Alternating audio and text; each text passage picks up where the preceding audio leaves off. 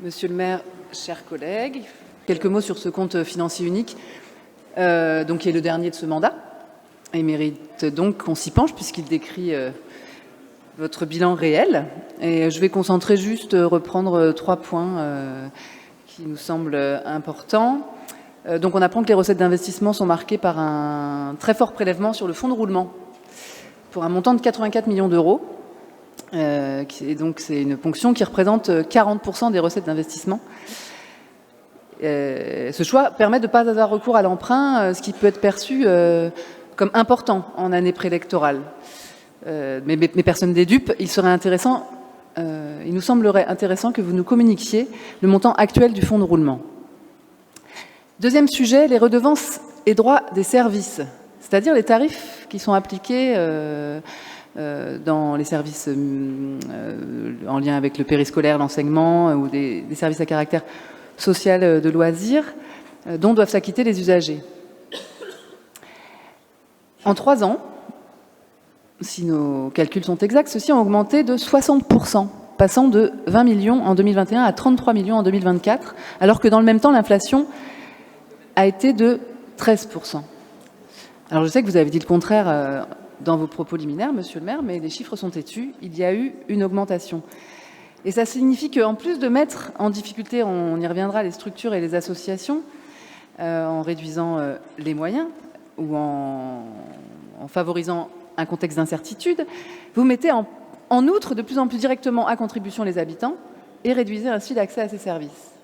À 1 an de la fin du mandat, on a la confirmation que vous avez focalisé les investissements de la collectivité sur la sécurité, puisque la quasi-totalité de la programmation est réalisée à la fin de 2024, au détriment des autres politiques tout aussi essentielles, 55% pour l'éducation, 47% pour le sport, 41% pour l'action socio-culturelle et même 29% seulement pour la ligne solidarité. Et c'est bien l'intérêt de ce document, injustement négligé d'ailleurs, généralement, parce qu'au-delà des opérations de communication, le compte financier unique et le rappel de la PPI, c'est une photo réaliste de vos engagements effectifs. Et en matière d'investissement, clairement, ce document est sans appel. Votre seule boussole, c'est la sécurité, au détriment de la solidarité, du lien social et de la culture. Donc j'enchaîne, sur les subventions culture.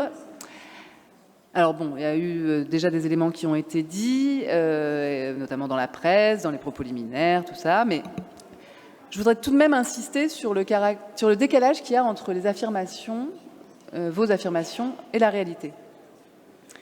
Vous affirmez avoir agi en responsabilité, en étant prudent en novembre, en rattrapant ce qu'il est possible de rattraper aujourd'hui dans l'attribution de subventions supplémentaires.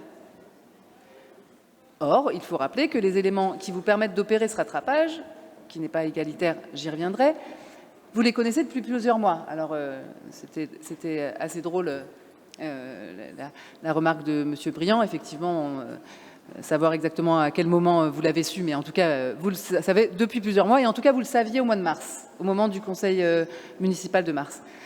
Il vous aurait donc été possible de procéder à ces rallonges pour réduire l'impact des mesures dès ce mois de mars, et vous ne l'avez pas fait.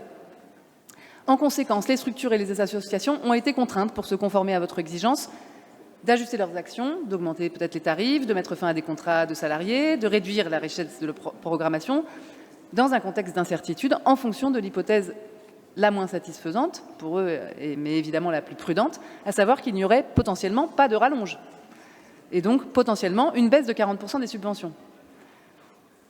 Et d'ailleurs, vous les aviez rencontrés en décembre pour leur signifier la situation, le contexte d'incertitude, et leur demander de faire preuve de prudence. Donc elles ont obéi.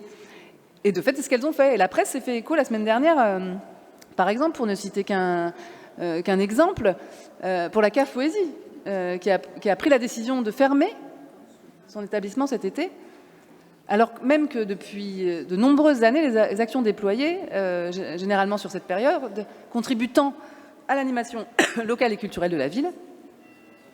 Et donc pour cette structure comme pour d'autres, il n'était pas possible d'attendre de savoir maintenant, là, aujourd'hui, 20 juin, ce qui allait être voté. Vos décisions, les retards de vos décisions ont eu des effets concrets, catastrophiques, c'est un fait. C'est également vrai pour des actions culturelles prévues dans les quartiers populaires cet été.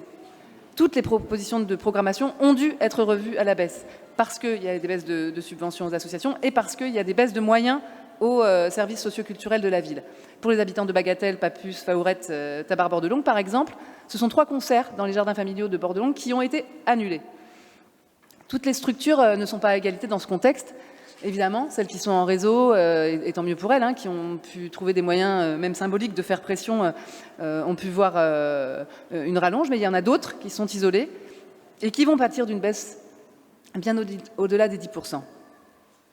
Et c'est cette logique mortifère qui amène également certaines associations à aller chercher du soutien auprès d'acteurs au comportement douteux. Je fais référence à nouveau à Pierre-Édouard Stérin, dont mon collègue Maxime Le Texier a parlé en début de conseil. En outre, vous nous avez indiqué en commission que ces compléments de subvention ont été décidés dans le cadre de relations bilatérales avec chaque acteur en fonction de leur situation financière et en accord avec eux. Alors nous aimerions vous croire. Mais vos manières de faire depuis le début du mandat nous obligent à douter. La manière dont vous avez géré, par l'indifférence, l'ignorance, le mépris, le mouvement social qui s'est exprimé lors du dernier conseil municipal, nous conforte dans ce doute. Et de fait, dans les acteurs que nous rencontrons, le sentiment qui domine, c'est que ces décisions ont été prises à la tête du client, et en tout cas très loin de ce que devrait être une relation de confiance entre notre collectivité et ses acteurs. Alors vous dites partout que dans la presse, cette baisse est de seulement 10%, mais ce chiffre ne veut rien dire, en fait. Il ne tient pas compte de la réalité, de la complexité de la situation de chaque association.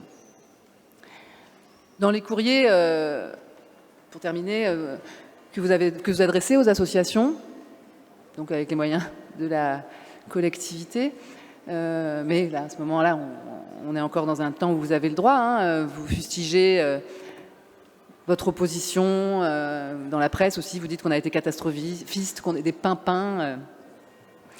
En fait, la réalité, c'est que si on n'avait pas crié au loup, vous auriez tout laissé brûler. Je vous remercie.